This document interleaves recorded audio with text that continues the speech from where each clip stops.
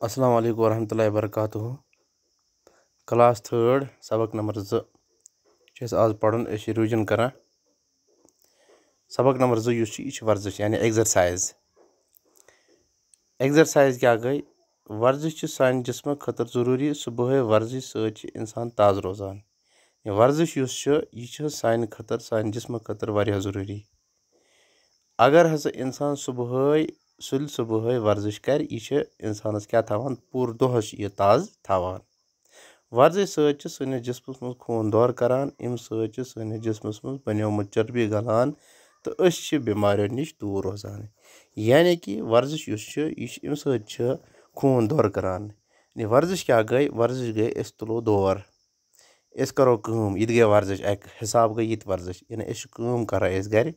अगर न मिसाल के तौर पर वर्जिश कर मौका ग्राउंड कहीं आंगन तूत बोड़ कहीं यानी कि तम वसाइल कि क्या हेको वर्जिश कर ब्या तरीक वर्जिश कर कि करो घर कम यानी कि तुम करो कम मोल कम कर तमस पोशो मोज कर तमस करो हेल्प बोय बी घर कम कार तथ मज करो हेल्प सह गई वर्जिश अक हिसाब तो गोबर समझ अम क्या रोजान अम रोजान इंसान फिट रोजान इंसान सुंद जिसम खून दौर रोजान करान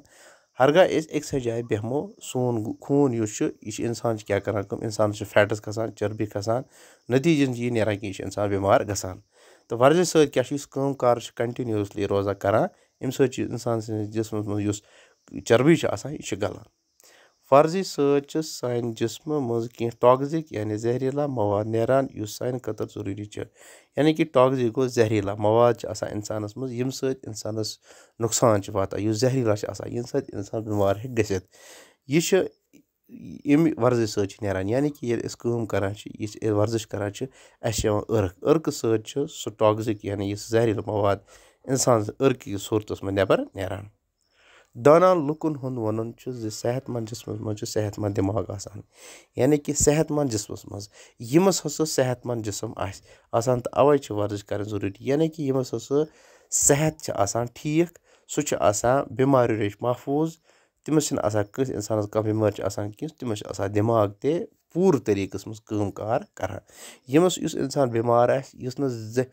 युस फिजिकली फिट कहें जिस्मनी तौर नाकस तमस क्या तमस कह नुकस जिस्मनी तौर मज तमस मेंटली डिस्टर्बेंस तमस दिमागी तौर डिस्टर्ब तमस